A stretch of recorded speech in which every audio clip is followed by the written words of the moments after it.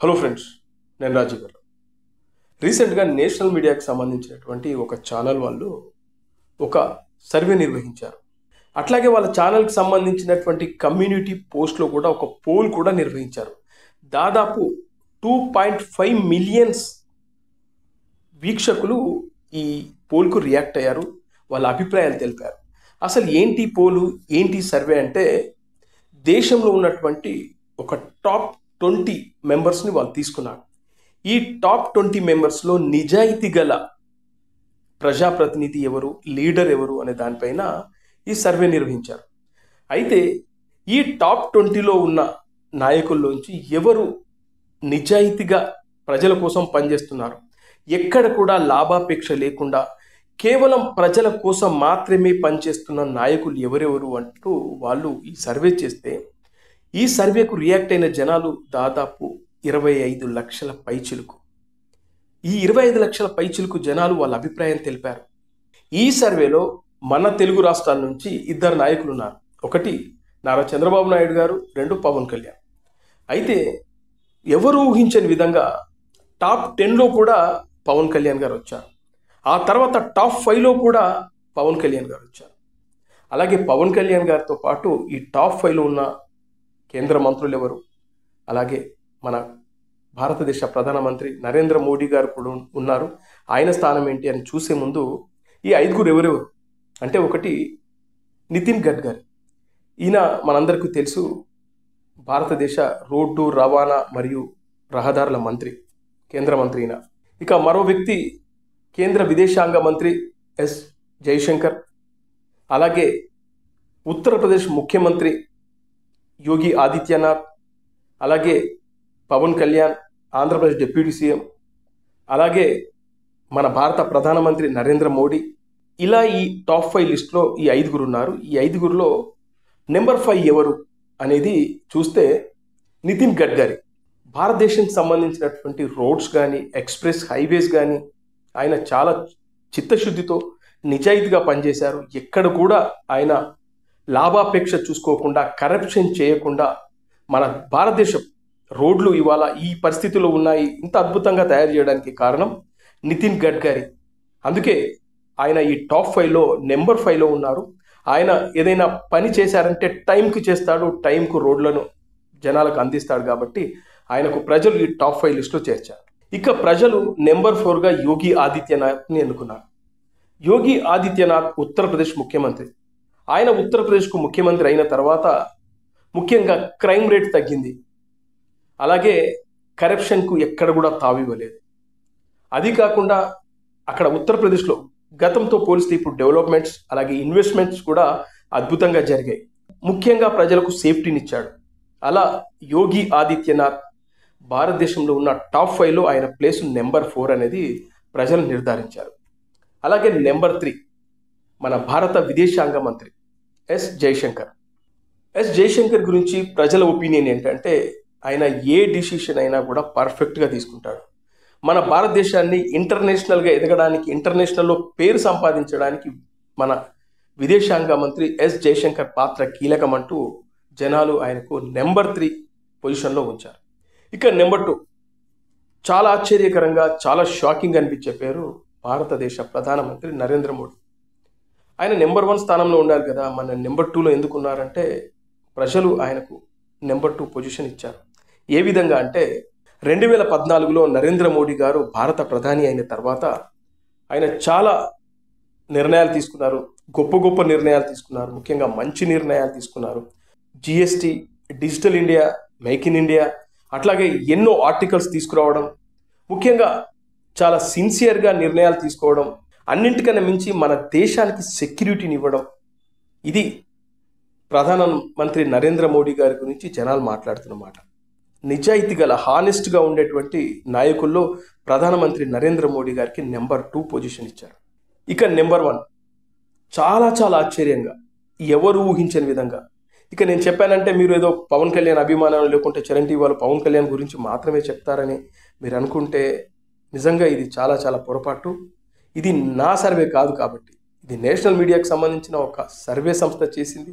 అందులో ఒక ఛానల్కి సంబంధించిన పోల్, వాళ్ళకి సంబంధించిన ఛానల్ పోల్ నిర్వహిస్తే దాదాపు 2.5 మిలియన్స్ జనాలు ఈ సర్వేలో వాళ్ళు పాల్గొన్నారు, రియాక్ట్ అయ్యారు. వాళ్ళు చెప్పిన ప్రకారం నెంబర్ 1 పొజిషన్ దేశంలోనే నిజాయితీ గల నాయకుడు ఎవరు అంటే వాళ్ళు చెప్పిన సమాధానం ఆంధ్రప్రదేశ్ డిప్యూటీ సీఎం పవన్ కళ్యాణ్, అలాగే జనసేన పార్టీ అధినేత పవన్ కళ్యాణ్ అని చెప్పడం జరిగింది.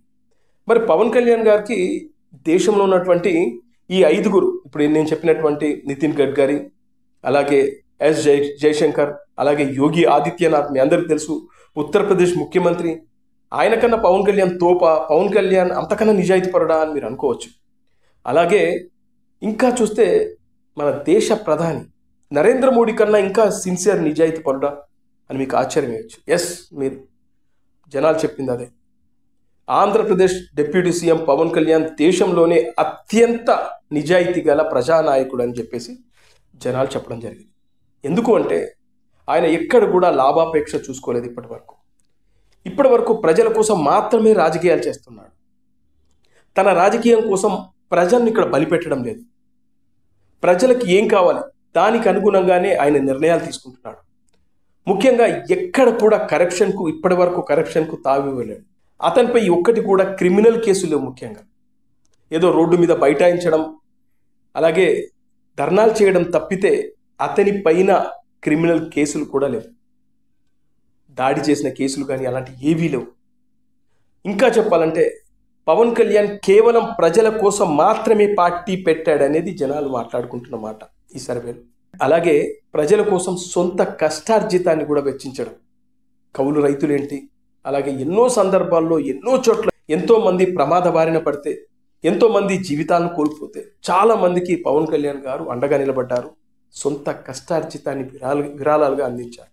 అంతేకాకుండా తన ప్రతి నిర్ణయం ప్రజల కోసమే అన్నట్టుగా ఉండడం వల్ల, ప్రజల కోసం మాత్రమే పనిచేస్తుండడం వల్ల, ఎక్కడ కూడా లాభాపేక్ష లేకుండా, ఎక్కడ కూడా స్వార్థ రాజకీయాలు చేయకుండా ఉంటున్నాడు. కాబట్టే పవన్ కళ్యాణ్కి దేశంలో ఉన్నటువంటి టాప్ 5 లీడర్స్లో, నిజాయితీ గల టాప్ 5 లీడర్స్లో ఆయన నెంబర్ 1 పొజిషన్లో ఉన్నారు. ఇంకా ఈ లిస్టులో అమిత్ షా కూడా లేరు మీరు గమనిస్తే.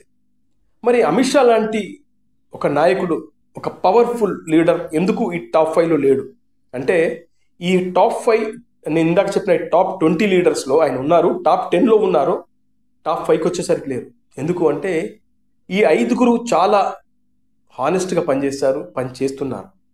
అమిత్ షా గారి పైన ఒక అభిప్రాయం ఉంది, ఒక విమర్శ ఉంది, ఒక ఆరోపణ ఉంది. అదేంటంటే తన కొడుకు అయినటువంటి జైషాను అప్పనంగా అతనికి BCCI పగ్గాలప్పచెప్పడం, అలాగే అతన్ని ICC ఇంటర్నేషనల్ క్రికెట్ కౌన్సిల్కి అధ్యక్షుని చేయడం, అలా స్వార్థంగా తన కొడుకుని తీసుకొచ్చి క్రికెట్లో పెట్టాడు అనే ఒక తీవ్రమైన ఆరోపణలు చేశారు చాలామంది. అందుకే ఈ టాప్ 5 లిస్టులో లేడు.